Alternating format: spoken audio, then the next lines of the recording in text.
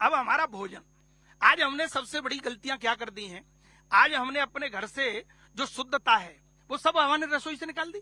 आज हमारा बच्चा चाउमीन के लिए भाग रहा है।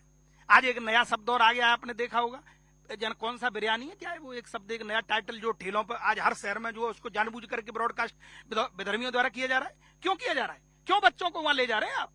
है? जिसको खाना चाहिए, या इस पद्धति इस देश की मोटे अनाज की पद्धति रही है, तो उसको हम क्यों ग्रहण नहीं कर रहे हैं? यही तो वो अंग्रेज चाहते थे कि हम कैसे करके इसको नष्ट करें, आपकी संस्कृति और संस्कारों को। अब एक उदाहरण देते हैं आपको शिक्षा के रूप में। आपने कहा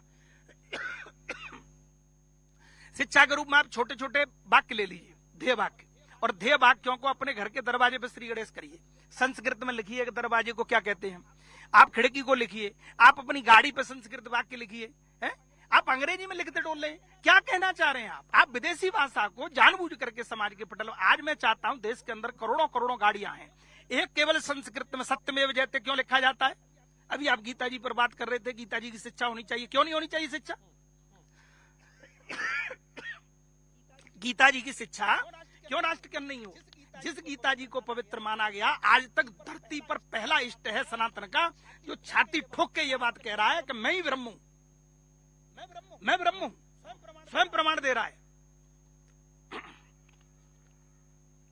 उसके बाद क्यों नहीं होना चाहिए शिक्षा? आप देखिए, जिस गीता को अदालत में, न्यायालय में भी जो है शुद्ध माना जाता है और उसकी शपथ ली जाती हो, क्यों शिक्षा नहीं होनी चाहिए गीता की, ये बताइए। और वो बच्चा जब श्लोक पढ़ेगा, अगर वो तो क्या मैं खैर किसी धर्म पर नहीं ये बात रखना चाहता, लेकिन वास्तविक बात मैं ये कहना चाहता हूं कि सभी विद्यालयों में शिक्षा अनिवार्य गीता और रामायण की जानी चाहिए शिक्षा की मध्यस्थता में। और राष्ट्रभक्ति तभी ओतप्रोत से होगा जब हर घर में सैनिक शिक्षा अनिवार्य होगी, तब जाकर के ये राष्ट्रभक्ति की ओर ओतप्रोत होगा।